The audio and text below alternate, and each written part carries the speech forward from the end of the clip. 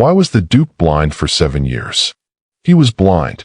That is what every drawing room in England had agreed upon for 7 years. That is what 3 physicians of impeccable standing had certified in writing. That is what the Times had reported. What Parliament had witnessed.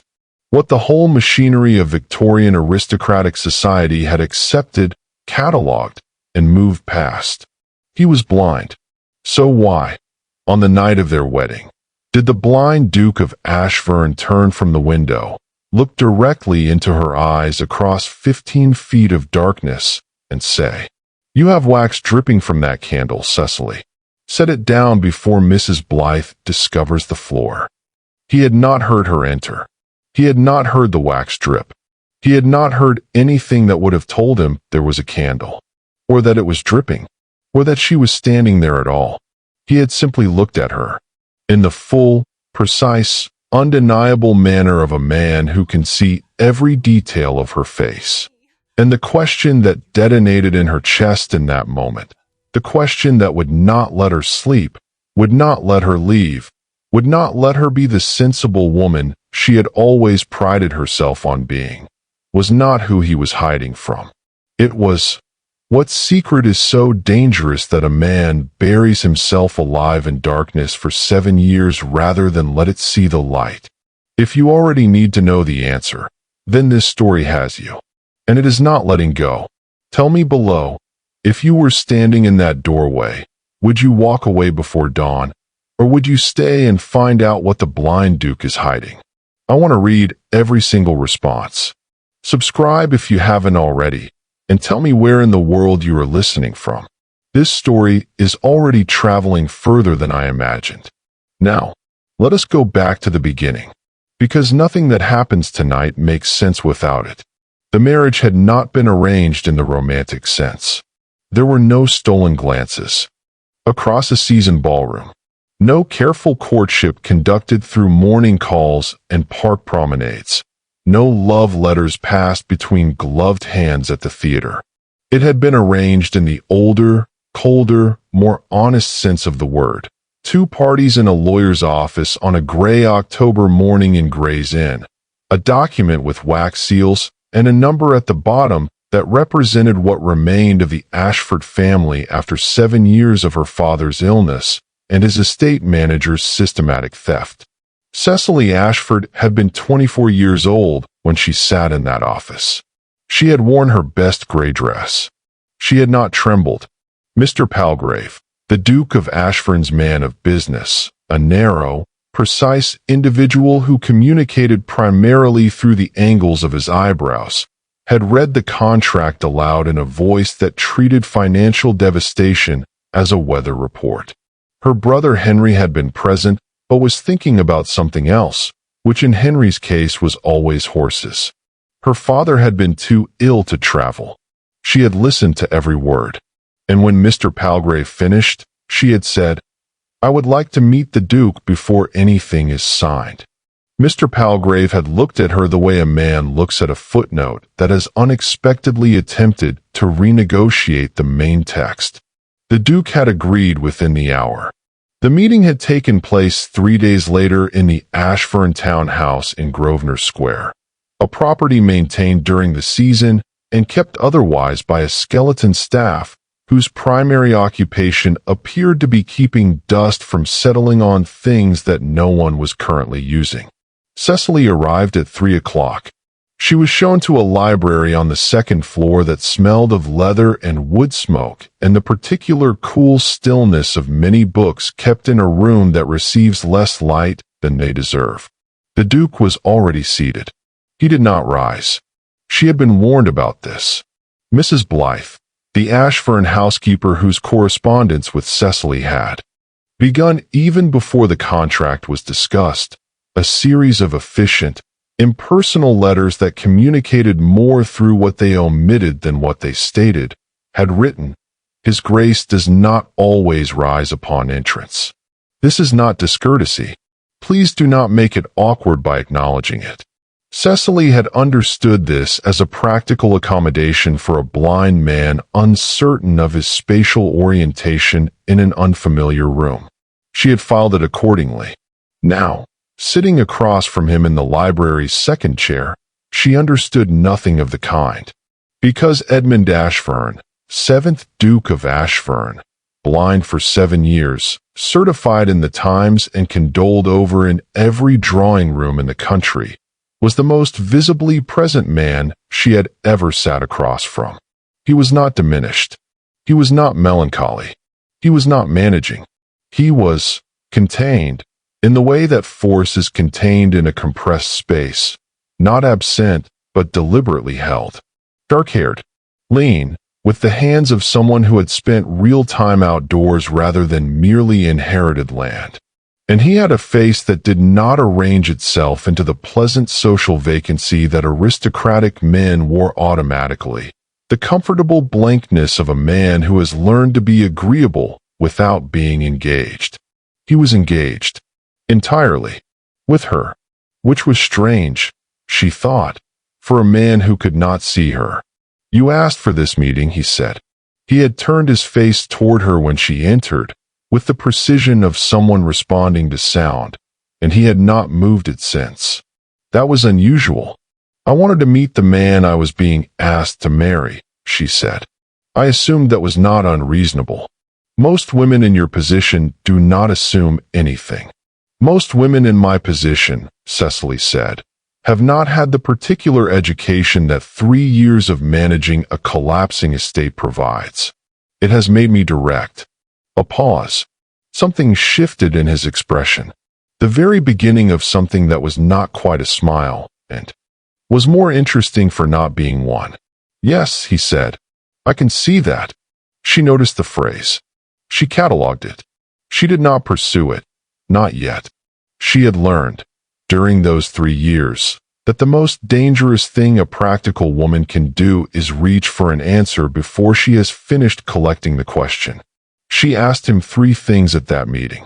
Why he was willing to marry at all, given the complications his condition presented to the usual aristocratic motivations. He said, "Heirs are not complicated by blindness. The estate requires competent management, and social advancement has never been my ambition." She asked what he expected of her.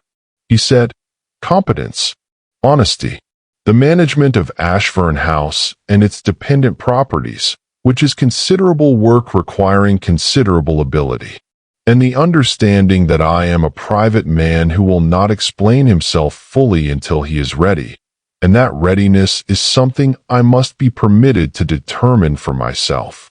She asked why her specifically. Why a woman from a declining family with no exceptional connections and no impressive dowry? He was quiet for longer than she expected. Then he said, "Because you sat in that solicitor's office without trembling while Mr. Palgrave outlined your family's financial situation in terms that would have prostrated most young women. And because you requested this meeting. A woman who insists on meeting the man she is marrying before she signs a contract is a woman who understands she is not merely a clause in someone else's agreement. That is the kind of woman I need." Cecily sat with this for a moment. "That is either the most honest proposal I have ever received," she said, "or the most strategically constructed one." The thing that was not quite a smile completed itself. "In my experience," he said, "those are rarely different." She agreed to the marriage on the carriage ride home. Not from affection, not yet, but from the particular sensation of a woman who has spent 3 years making decisions no one else would make, and has just met a man who not only understood this about her, but valued it. She stared out the window at Grosvenor Square as it receded, and thought, "I do not yet know what I am entering, but the motion is preferable to standing still." She arrived in February. The estate of Ashverne was in Wiltshire, 40 miles from Bath, on land that had been in one family long enough that the two had grown into each other like trees planted too close, their roots inextricable. The house at the end of the drive was grand in the way of houses that have accumulated history rather than designed to display wealth, imposing not from arrogance, but from time. The weight of centuries lived in its proportions. Mrs. Blythe met her at the door with the courtesy of a woman who has managed a complicated household for many years and has learned to greet a new mistress with respect that is real but provisional. "Mrs. Blythe," Cecily said, "I understand you have managed this household better than most people manage anything. I intend to learn from you. I also intend, in time, to manage it myself. I hope we can find that arrangement agreeable." Mrs. Blythe's expression did not change, but something behind it did. "Very good, my lady," she said. The Duke did not appear that first afternoon. He was in the East Wing library.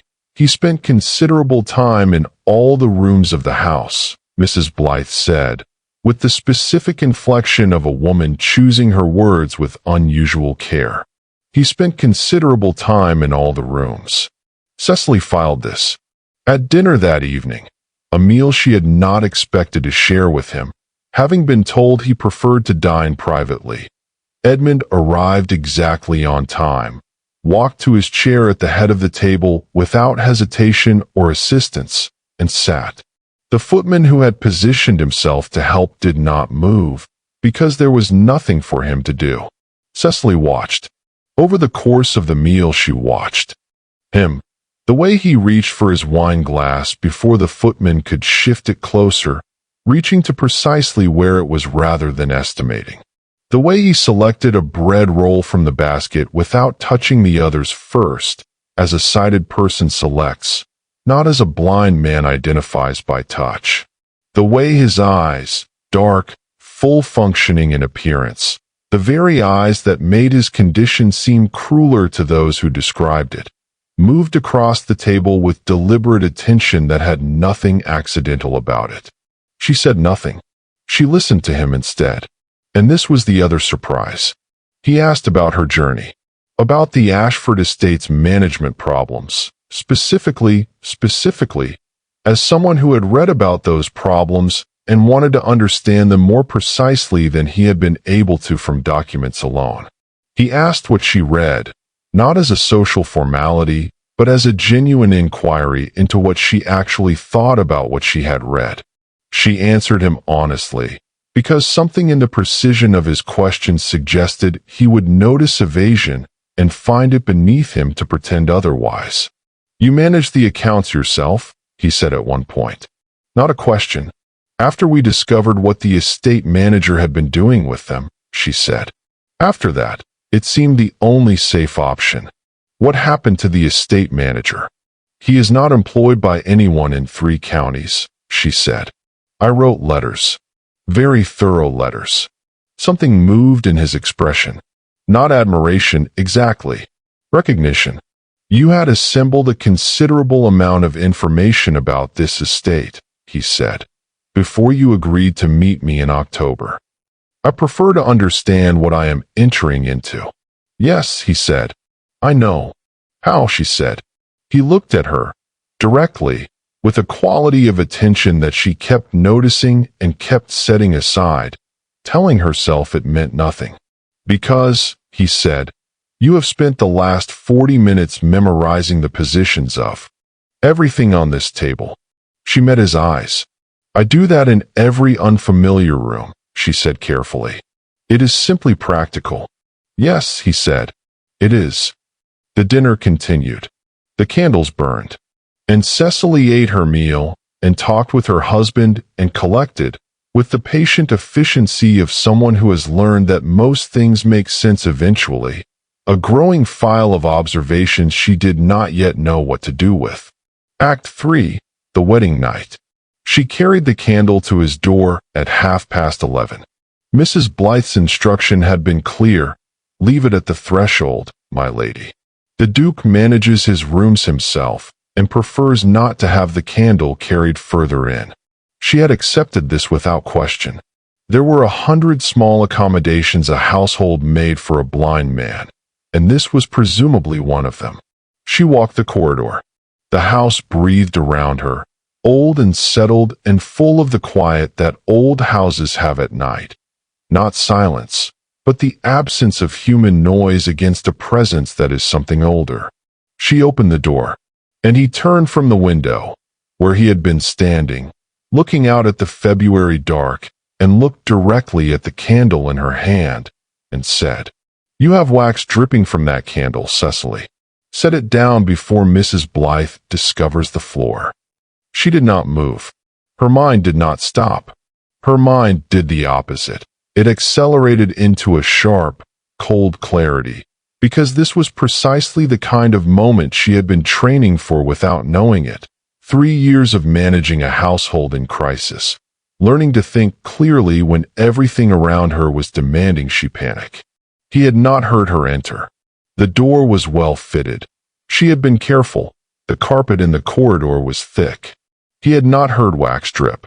Wax does not make a sound. He had not been told she was coming. He had not heard anything that would have told him there was a candle, or that it was dripping, or that she was there.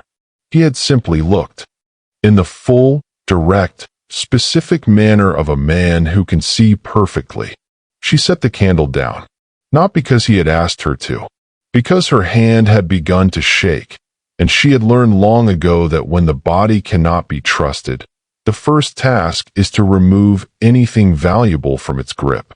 "My lord," she said. Her voice cooperated, as it always did. The rest of her was managing. "My lady," he said. "I need you to tell me," she said, "what I am looking at." He did not answer immediately. He looked at her with those dark, fully functional eyes. The eyes everyone had described as one of the crueler ironies of his condition, and she understood now what she should have understood days ago. The eyes were not cruel. They were not ironic.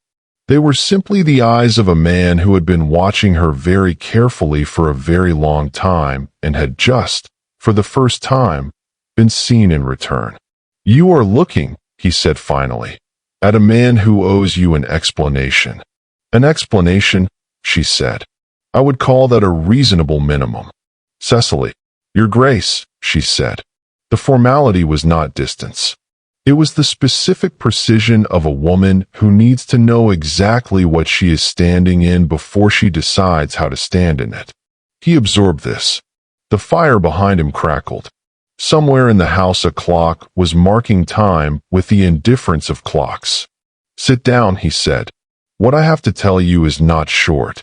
"Then I will stand," she said. "If it is not short, I want to be able to move." Something crossed his face then. Not guilt, not calculation, not the strategic expression of a man deciding what to reveal. Something she had not anticipated. Relief. The specific, unmistakable relief of a man who has been carrying something for a very long time and has just been given permission, at last, to put it down. 7 years ago, he said, my brother tried to destroy me. His name was Dominic. Lord Dominic Ashverne, younger by 4 years, possessed of the particular character that some second sons develop when they grow up in the precise shadow of a title they will inherit only by catastrophe. Charming in company, bitter in private, educated, with the specific thoroughness of a man who has spent decades considering what stands between him and everything he wants. What stood between Dominic and the Dukedom of Ashverne was one person, his older brother. The attempt had not been crude. Crude attempts leave bodies and evidence, and Dominic was not a crude man. He was a methodical one, the methodology of a man who had been planning something since childhood and had finally arrived at the moment of execution with every contingency considered. He had done it through the law, which was more brilliant, Edmund had always thought, since, than poison, because the law leaves no body, no weapon, no scene. It leaves only documents, and documents can be managed by the people who create them. Over 3 years that appeared to be fraternal devotion, visits, correspondence, the performance of a younger brother solicitous of his afflicted sibling, Dominic had cultivated 2 things. A solicitor willing to attest to a document that did not exist, and a physician willing to certify a condition that had never been examined. The document alleged that the 7th Duke of Ashverne was mentally incapacitated. that the administration of the estate and title should pass to the nearest competent male relative, which was Dominic. Edmund had discovered it 3 weeks before the petition was to be filed. His secretary, a man named Thorpe, who had been Dominic's man before he was Edmund's, and who had arrived at Edmund's study one evening in autumn with a folder of papers and the expression of a man handing over something considerably heavier than paper, had said only, "I cannot be part of this anymore, Your Grace." Edmund had read the documents in one sitting, and then, in the manner of a man who thinks slowly in all ordinary matters and very fast in emergencies, he had made a decision in an hour and spent 3 months preparing for it. If Dominic believed him incapacitated, the petition would not be filed. If the petition was not filed, Edmund retained control of the estate, the title, and, most importantly, the time required to build an irrefutable legal case against his brother. Not an accusation, not a claim, a case. The kind built from documentation so thorough that no counter-argument could be threaded through the gaps. He needed time. He had chosen blindness because it was the one condition that required no ongoing medical management, could not be definitively tested, and, critically, rendered the question of mental incapacity moot. A blind duke was still a duke. A blind duke who managed his affairs through trusted agents was a duke who had adapted to adversity with admirable Victorian resolve. Dominic could not petition for incapacity if Edmund was not incapacitated. He could only wait. And Edmund had known something about men who wait for things they believe inevitable. They become impatient. And impatient men make mistakes. And mistakes, properly documented, become evidence. 7 years, Cecily said, when he finished. 7 years. She moved to the window, the one he had been standing at when she entered. She looked out at the February dark, the Wiltshire night, cold and absolute and entirely indifferent to what was happening inside this room. "The physicians who certified the blindness," she said. "To examine me genuinely," he said. By then I had spent 3 months training with a man who had been blind from birth. It is possible to pass such an examination. It requires practice and the right teacher. And the third physician, a man I trusted to write what was needed. "That is fraud," she said. "Yes. You committed fraud to prevent your brother's fraud." The situation had a certain irony. I was aware of it. "And the marriage," she said, turning from the window. "Why now? Why at all?" "Because Dominic is going to act," he said. "I have spent 7 years building the case against him, and it is nearly complete. But before I take it to the courts, I needed the estate secured. A duke with no heir is vulnerable to precisely the kind of challenge my brother specializes in. A married duke whose wife is managing the estate competently is significantly less so." "I see," she said. "You chose me because you needed a capable woman who could manage the estate under conditions she hadn't been fully told about. Because a woman who has already proven herself under pressure is more useful than one who might collapse when the circumstances become complicated." "Yes," he said. "That is one part of it. What is the other part?" He looked at her across the room. The fire was lower now. The February night pressed against the glass. "I read every letter you sent to Palgrave," he said. "I had a conversation with you in a library in October in which you were more honest with me in 40 minutes than most people in my life have managed in years. The practical and the personal." He stopped. Something unusual in his face, for a man so composed. "They are not, in my experience, as separable as the arrangement would suggest." She looked at him for a long time. "Edmund," she said. She had not used his name before. She used it now the way she had used it in her mind since October, weighing it, finding its specific gravity. "Cecily," he said. "I will not pretend this is uncomplicated," she said. "You have brought me into a deception of significant scale. You are still in danger from a man who has already demonstrated that he is willing to weaponize the law. And you have told me all of this on our wedding night, which is either the most honest thing any man has ever done, or the most impeccable strategic timing I have encountered outside of a legal office. It may be both, he said. It is definitely both, she said. The question is what we do about it. He looked at her. At the use of that pronoun. We. Not what you do. Not what I do. You need me to be your eyes, she said. In the social world. In the rooms you cannot be seen to see in. In the conversations and observations and all of it. You need a wife who sees everything and owes the people who threaten you nothing. He was very still. You had worked some of this out already, he said. I had worked out that you could see, she said. The rest followed. When did you know? Precisely. The bread roll at dinner, she said. You selected it without touching the others. A blind man identifies. He does not select. Edmund Ashverne looked at his wife. This woman he had chosen from a file of documents and a 40-minute conversation. This woman who had carried a candle to his doorway and not screamed, not run, not reached for the nearest exit. And something in his expression completed a movement that had been building since October. What do you want to know? He said. Everything, she said. From the beginning. He gestured toward the chair by the fire. Sit down, he said. You told me to stand, she said. That was before I understood you were going to be difficult about furniture, he said. She sat down, and he told her everything. And outside, the February night was cold and absolute, and inside the fire rebuilt itself with the quiet reliability of things made well. And the two of them, strangers married that morning, began the careful, necessary work of becoming something more than that. The month of March arrived in Wiltshire as it does, reluctantly, with the specific ambivalence of a season that has not yet decided whether winter is truly finished. Cecily had been in the estate accounts every morning since arriving. Edmund had given her access to everything.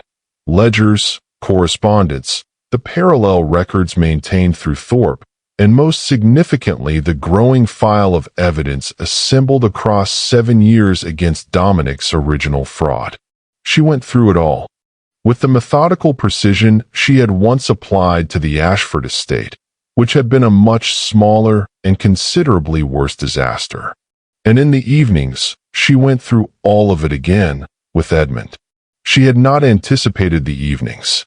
She had anticipated competence and practical alliance. She had anticipated two sensible people managing a difficult situation together. She had not anticipated the way he listened, entirely, with none of the partial attention of someone waiting for their own turn to speak. She had not anticipated the laughter that arrived without warning in the middle of conversations about crop yields and drainage, the short surprised laugh of a man for whom laughter was not a performance, but something that happened to him involuntarily, like sneezing. She had not anticipated the specific quality of being seen, genuinely, completely, not as a category or a function, but as herself, that she felt in those evenings by the library fire. She had not been prepared to look up from a ledger on a Thursday in March and understand, with the clear, cold precision of a woman who dislikes pretending otherwise, that she had been thinking about him between tasks for 2 weeks. She noted it. She set it aside. There was work to be done. Dominic arrived without warning on a Tuesday morning in the 3rd week of March. This was itself a statement. Announced visits acknowledge the authority of the household being visited. Unannounced visits claim a right to the house. Dominic's carriage appeared on the drive at 11 o'clock in the manner of a man arriving somewhere he considers his own. Mrs. Blythe found Cecily in the estate office with an expression of professional composure that was communicating alarm through the medium of its excessive control. "Lord Dominic's carriage, my lady," she said. "Thank you, Mrs. Blythe." Cecily closed the ledger. "Please have his usual rooms prepared, and let his grace know through Thorpe." She went downstairs. Lord Dominic Ashverne was 43 years old and had assembled himself to project an impression that had been refined over decades of practice. Conventionally handsome in the way of men who have known it long enough for it to become professional equipment. Warmth that was precisely calibrated, warm enough to disarm, not so warm as to seem desperate. The fraternal concern of a devoted younger brother that would have been moving in a man who felt it. Lady Ashford. He took her hand in both of his. What an extraordinary pleasure. We had not heard. Edmund wrote nothing of a marriage. We preferred a quiet ceremony, Cecily said. The arrangements were made quickly. Something in his eyes adjusted. Barely. The recalculation of a man whose expectations have just been revised. Luncheon was the most extraordinary performance Cecily had ever witnessed. Edmund was magnificent. She understood it now, watching him from across the table. Understood the full architecture of what he had constructed and maintained for 7 years. He managed the cane with the ease of long habit. He turned toward voices with the slight delay of a man orienting by sound. He held his wine glass in a way she had never seen before, but which was, now that she observed it closely, a perfect simulation of a man who cannot see what he is holding. He did not once make eye contact with his brother, and Cecily watched Dominic watch him. This was what she was here for. Not the performance. The audience. She could feel it now, the purpose she had not fully understood until this moment. Edmund could run the deception. What he could not do was watch the man watching him. For 7 years, he had been performing without knowing how the audience was receiving the show. Dominic watched Edmund with the expression of a man reading a language he has been told is beyond him, who has recently begun to suspect that someone has been teaching him letters in secret. His eyes moved over Edmund's every movement, looking for the places where the performance failed. And then, periodically, they moved to Cecily. "You have settled in well," Dominic said to her, with the warmth of a man conducting intelligence work through small talk. "Very well," she said. "The estate is fascinating. I have been working through the accounts with Thorpe." Something shifted, just slightly, the angle of his head. "With Thorpe," he said. "He has a thorough knowledge of the estate's history," she said. "Enormously helpful." "I'm sure," Dominic said. After luncheon, he requested a private meeting with Edmund. Edmund agreed. Cecily went to the estate office and worked, and waited, and paid attention to the sounds of the house. Thorpe found her 40 minutes later. Lord Dominic's man went through the library while his master was with his grace, Thorpe said. His voice had the professional evenness of a man trained to deliver alarming information without inflection. Cecily set down her pen. "Which part of the library?" "The lower left cabinet. Behind the false panel. The cabinet that contains 7 years of evidence." "Yes, my lady." She looked at him. "Did he access it?" "No." And here something unusual happened, something she would think about afterward. Thorpe straightened slightly. "I moved the materials 2 days ago. Precautionary. The panel still closes correctly." "Why 2 days ago?" "Because on your 3rd day here," Thorpe said, "you asked why the lower left cabinet was positioned as it was. And I understood then that you were likely to find the panel. And that if you found it, Lord Dominic might notice that someone new had accessed it." She looked at him. "You moved 7 years of evidence," she said. "Because I looked at a cabinet." "You looked at it the way His Grace looks at things," Thorpe said simply. "Where are the materials now?" "In a location Lord Dominic's man does not know exists," Thorpe said. "Keep them there," she said, "until I say otherwise." That evening, Dominic came to find her. In the small drawing room. He was excellent at this, she observed. The settee beside the fire. The casual posture of a man paying a social call. The particular warmth of someone who has something specific to say and has disguised it as nothing in particular. I wonder if Edmund has told you much about the history of the estate, he said. Some. The accounts tell their own history. Quite. And Edmund, he paused, with the practiced hesitation of a man choosing words that have been prepared. He seems better than I had expected. In some respects. He is very capable, Cecily said. I have been consistently impressed. Has he spoken of his plans? His legal arrangements?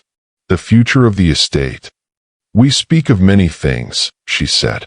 The estate is complex. Of course. And then, the question he had been building to for 10 minutes. You must find it difficult. The particular circumstances of this marriage. No reproach to Edmund. His management has been commendable given his limitations. But a young woman, alone in a house like this, with the adjustments one must make.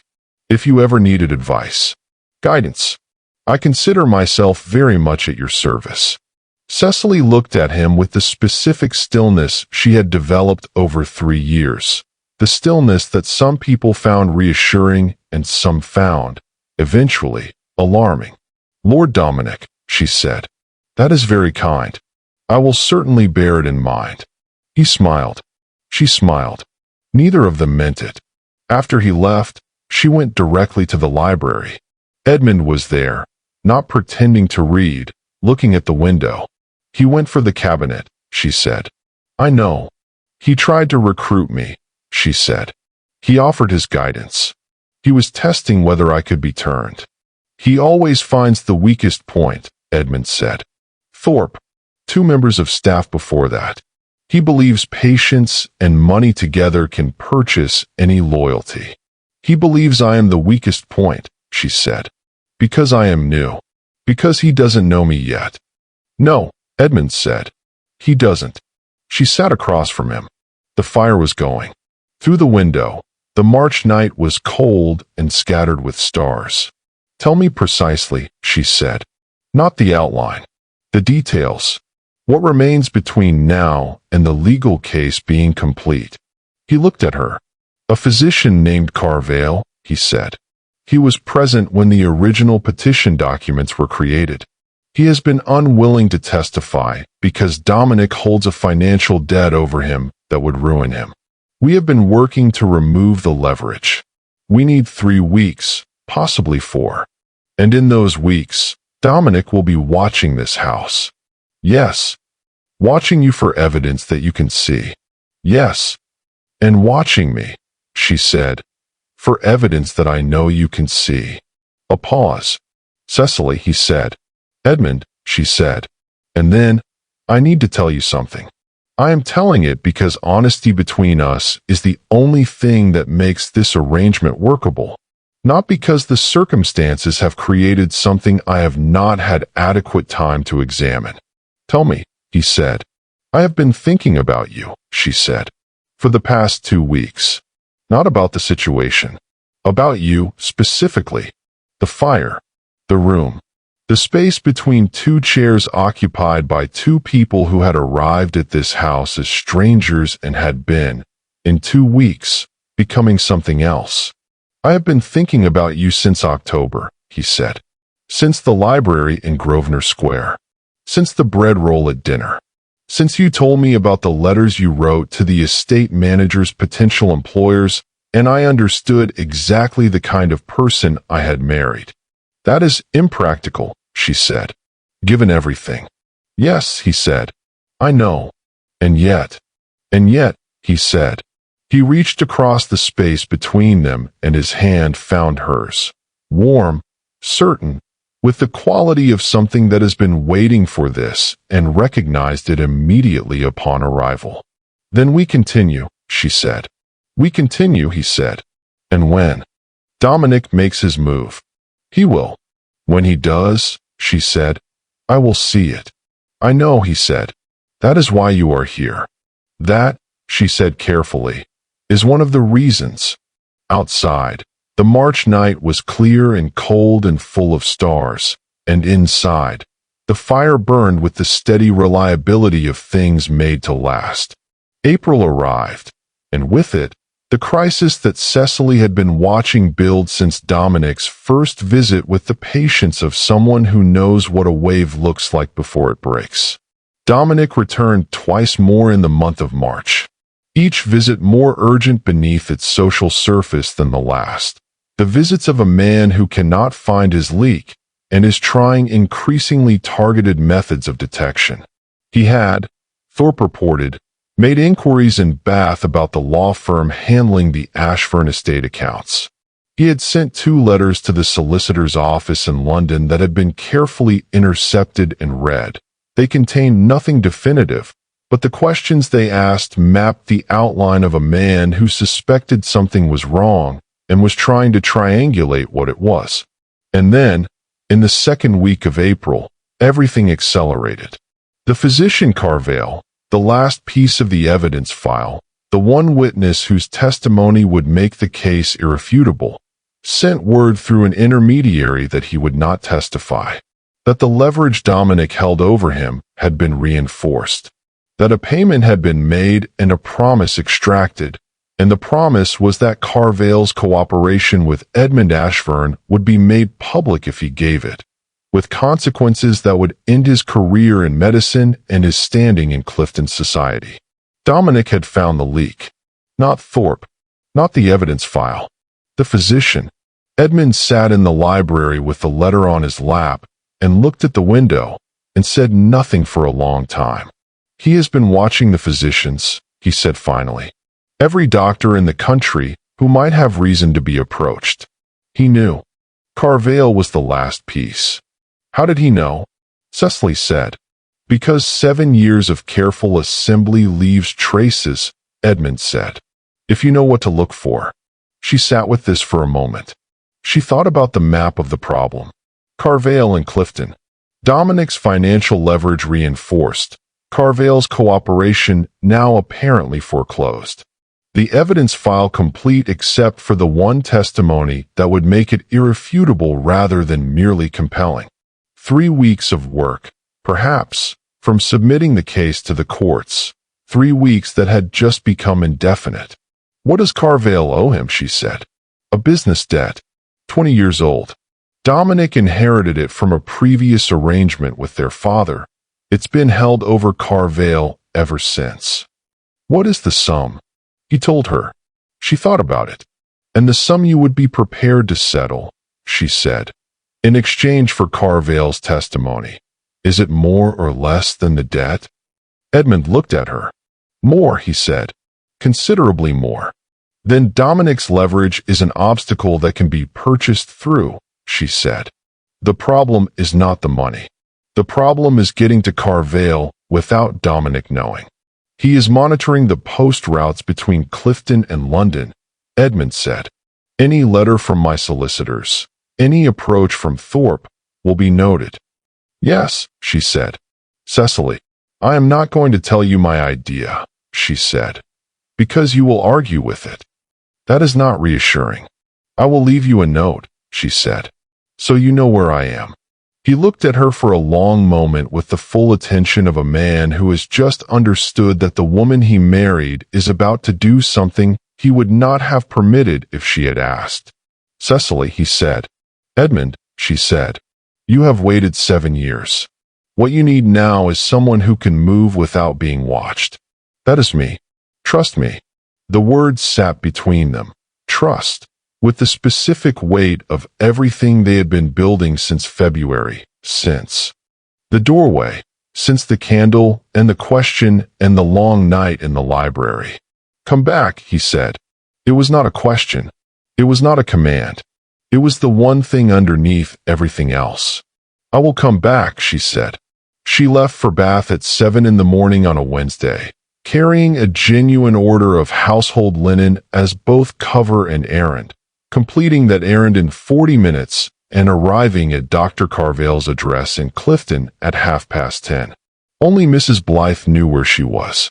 The note on Edmund's desk said, I have gone to visit a linen supplier in Bath. There is something I want to try. If I am not back by evening, tell Thorpe. He will understand. Dr. Carvale's house in Clifton was the house of a man who had been living with a secret for 20 years and had arranged his comfort around the weight of it. Respectable, slightly too careful, the kind of order that speaks not of contentment but of control, a man managing a life that would look fine from the outside as long as no one looked too closely. He answered the door himself, which told her that he had been expecting someone, though not her. "Dr. Carvale," she said, "my name is Cecily Ashford. I am the Duchess of Ashverne. I think you already know why I am here." He looked at her with the permanently startled expression of a man for whom consequences have been approaching for 2 decades. "My lady," he said, "I'm afraid." "May I come in?" she said. He let her in because she was a duchess. She knew this and used it without apology. This was not the moment for delicacy about the exercise of social advantage. She sat across from him in his study, and she put her hands in her lap, and she spoke precisely. "Dr. Carvale, I have read 7 years of estate accounts. I have read the complete correspondence file assembled by my husband. I have read both documents that connect your name to the original petition. I know what Lord Dominic holds over you. I know the amount. And I know," she paused, "that the sum he has reinforced this week is considerably less than the sum the Duke of Ashverne is prepared to settle, in addition to your testimony." She told him the number. He was quiet for a long moment. "He will know," Carvale said finally. "He has eyes everywhere. If I testify, Lord Dominic is currently watching every solicitor's letter and every agent my husband has used for 7 years, she said. He is not watching me. No letter prepared him for this conversation. And once your testimony is given and the legal case is submitted, there is nothing Lord Dominic can do about it. The petition was fraudulent. The evidence is irrefutable. The only thing it lacks is the one signature you can provide. And afterward, he said, my career, my position in Clifton. Your testimony will be handled with complete discretion by the most competent barristers in England, she said. The case against Lord Dominic will be built on the documentary evidence. Your cooperation will be a confirmation, not a spectacle, and the financial settlement will be made in a form that cannot be connected publicly to this matter. She watched him weigh it. 20 years of a secret held at someone else's pleasure. 20 years of waiting for the consequence to arrive. She thought, I know something about waiting for things. I know something about what it costs. What guarantee, he said, do I have that His Grace? You have my word, she said. I am the Duchess of Ashverne. I manage the estate. This settlement will be signed and witnessed before you sign anything. He looked at his desk, his hands, the window. Yes, he said. All right. She was back at Ashverne by evening. Edmund was in the library, not pretending to do anything. Just there, waiting. He looked at her when she came through the door, that full, direct look she would never entirely become accustomed to, and did not speak. He will testify, she said. He has conditions. Thorpe has the figures. He wants the settlement in. Writing first, which is fair. And he'd like a period to arrange his affairs before the matter becomes public, which I told him was negotiable. Edmund was entirely still. You went to Clifton, he said. Yes. You sat across from Carvale alone. Yes. Without telling me. Yes, she said. Because if I had told you, you would have argued with it. And you would have been wrong to argue with it. I would have argued with it, he said slowly. Because Dominic has resources in that corridor. Dominic was watching every established route, she said. He has never watched me. Not correctly. He sees a practical woman from a declining family who might be recruited to his side. He does not see. What, he said. She looked at him across the room. The fire. The library with its false panel and its 7 years of patience and its long evenings by the fire. He does not see someone who is on your side, she said. Entirely. Not a strategy. As a decision. He crossed the room. In all the weeks since the wedding night, all the evenings, all the conversations and the hands by the fire and the laughter and the careful building of something between them, he had not crossed a room toward her. He had been careful. She had always understood why.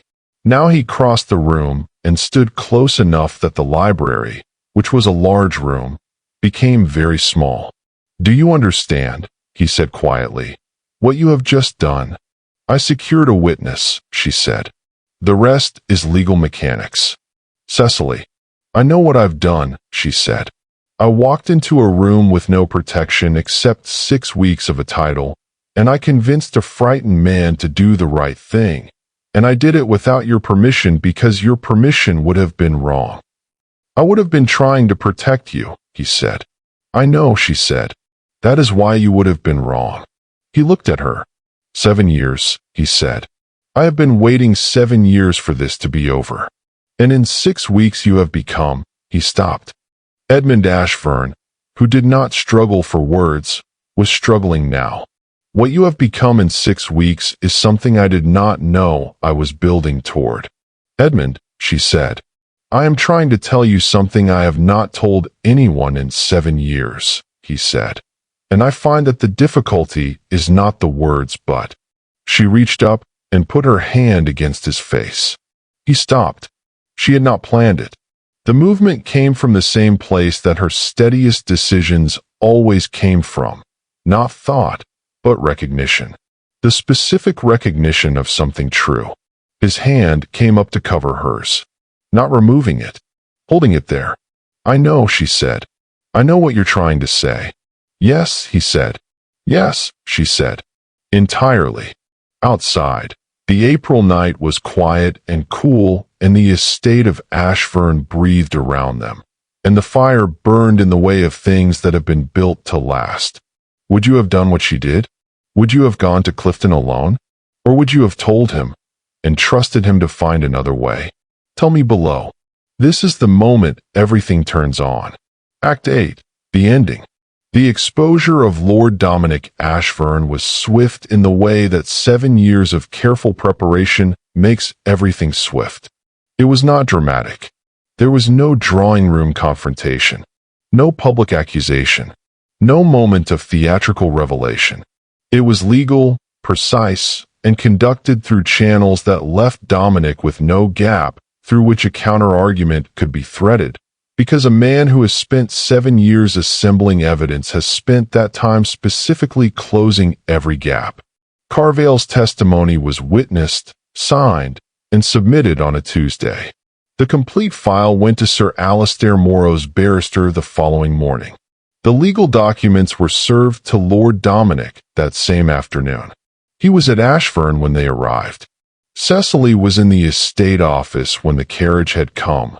This visit unannounced, like the others, the prerogative of a man who considers himself inevitable in a house that is not his. She had let him settle, let Mrs. Blythe show him to his rooms, let the house resume its ordinary rhythms around him. The documents reached him in the morning room. She did not see the moment of reading. She was passing in the corridor when she saw him through the gap in the door, sitting entirely still in the morning room chair, the letter in his hands, with the expression of a man who has just understood that the ground he believed he was standing on was, all along, the architecture of someone else's patience. She did not stop. She went upstairs to find Edmund. He was in the library, standing, not sitting. The cane, for the first time in her presence, was not in his hand. It leaned against the chair, forgotten, and he stood without it, with the posture of a man who has been carrying something for a very long time and has just felt it leave his hands. "It's done," she said. He turned to look at her. "Carvale's testimony has been submitted," she said. "The complete file has been given to the barrister. Dominic has received notification." She paused. "He is in the morning room. He has been there for 20 minutes. "I should go down," he said. "No," she said. "The solicitors will handle what needs to be handled below. You do not need to be in the same room as him today. Today has already done everything it needed to do." He looked at her. "You think I should wait?" "I think," she said, "that the man who waited 7 years for this moment has already demonstrated a quality of patience that is genuinely rare. And it would be a shame to expend all of it and then ruin the ending by going downstairs before the solicitors arrive."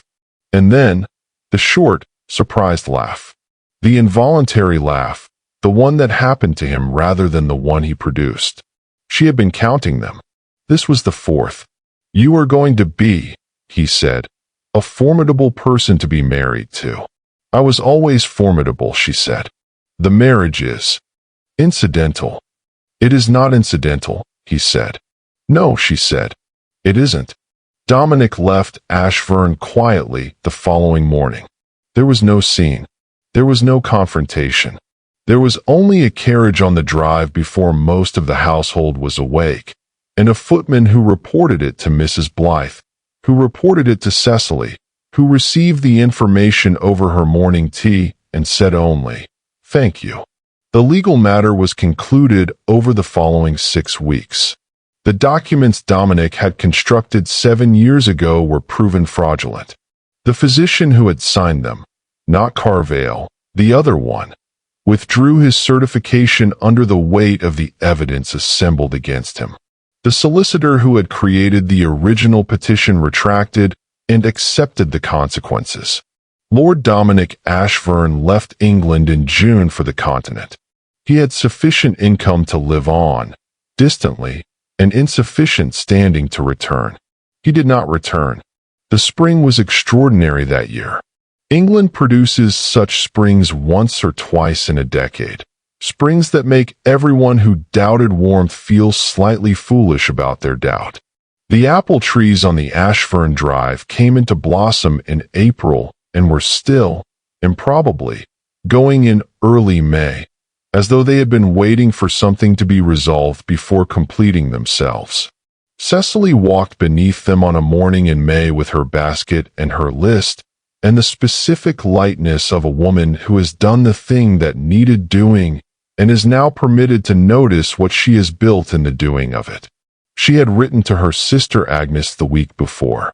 Agnes's letter back had arrived with the speed of someone who had been waiting anxiously by the post, and had written the response before fully finishing the reading. "Are you happy? Is this what you wanted? Are you well?" She had sat with the letter for a while. Then she had written, "I am not certain happy is the right word. I am something beyond happy, and it does not have a name yet. I am keeping a record of all the things that have no names yet. The list is becoming quite long." Edmund was at the gate at the end of the apple tree drive. Without the cane. The cane had been retired to the umbrella stand in the entrance hall some weeks ago, not formally, not with any announcement, simply by not being picked up again. Here on the estate, with the work done and the pretense no longer necessary, he moved as himself. The public revelation, what to tell the world, how to manage the social consequences of 7 years of performance, was a problem for later, for the careful navigation of Victorian aristocratic expectation, for conversations with solicitors, and the judicious management of who heard what and when.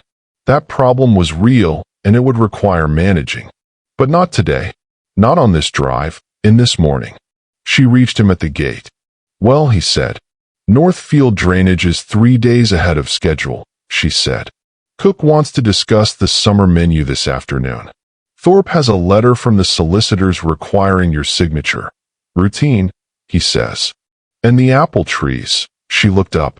The blossom was coming down in the particular way of apple blossom in May, in small soft drifts that the Victorian poets had been writing about for 50 years and which were, she found, exactly as extraordinary as they had always claimed. "The apple trees are extraordinary this year." "They are every year," he said. "You haven't been here long enough to know that yet." "I intend to be here long enough," she said. "Yes," he said. "You do."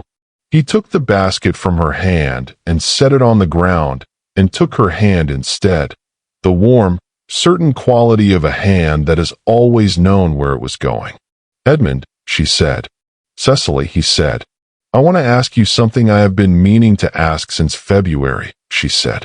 "Ask." "The wedding night," she said. "When you looked at the candle and commented on the wax, you knew it would tell me you weren't blind." "Yes," he said. "You did it deliberately." "Yes." "Why?" she said. "You had held the deception for 7 years. You could have. There were other explanations. Other ways to manage the moment." He was quiet. The blossom came down around them in the unhurried way of May. "Because," he said, "I had spent 7 years managing what people saw and did not see. And I had spent 6 weeks corresponding with you and 40 minutes in a library in October, and I had made a decision." He looked at her. "I had decided that there was one person I did not want to manage. One person I wanted to be seen by, and to see clearly. And if that meant the deception ended on the wedding night rather than when everything was resolved," he paused. "I decided you were worth that risk. You decided you could trust me," she said. "I decided," he said, "that you were someone worth the risk of trusting, which is a different calculation." The blossom came down. The light moved through the trees the way light moves through apple trees in May, flickering and warm and generous, illuminating everything without preference, the way the best light always does. He had spent 7 years watching without being seen. She had spent her life seeing without being watched. What they had found, in a library in October, in a doorway in February, in a Clifton drawing room in April, on this drive in May, was the specific thing that all the machinery of their circumstances had perhaps been building toward all along. Someone worth seeing. Someone worth being seen by. She leaned into him, not a falling but a choosing, the specific, conscious quality of a movement made by a woman who has decided where she stands and is standing there fully. His arm came around her, with the certainty of something that has been preparing to arrive in the right place. "What happens now?" she said. "Now," he said, "we have the considerable pleasure of doing a great many ordinary things." "Ordinary. Gloriously ordinary," he said. "Harvest planning. Summer menus. Arguments about the drainage reports. Long evenings by the library fire." "That doesn't sound like enough," she said. "It is," he said, "everything." She looked up at him. This man she had married for practical reasons and had found extraordinary. This man who had calculated that she was worth the risk of trusting and had been right. And the blossom came down around them in the unhurried, indifferent way of May, and the estate of Ashverne breathed its morning around them, and the drive was long and dappled and full of the specific, overwhelming ordinariness of two people standing in it who have decided, against every impractical odd, to stay. "Yes," she said. "It is. Some stories end with declarations. This one ends with apple blossom and a basket set down on a Wiltshire drive, and a man who can see perfectly looking at the woman beside him with the expression of someone who has, after 7 years of careful and patient survival, arrived somewhere he did not know he was navigating toward and found that it was, after all, and despite everything, and in spite of the considerable efforts of several people who intended otherwise, exactly where he was supposed to be. He had spent 7 years watching without being seen. She had spent a lifetime seeing without being watched. And what they found, in the space between those two solitudes, was the thing that made both of them, at last, entirely visible to each other. And that was enough. That was everything. If this story found something in you, if you held your breath in the doorway, if the apple blossom at the end arrived somewhere unexpected, tell me below. Tell me which moment got you. Tell me where in the world you are listening from. This channel exists because of every single person who stays until the last word.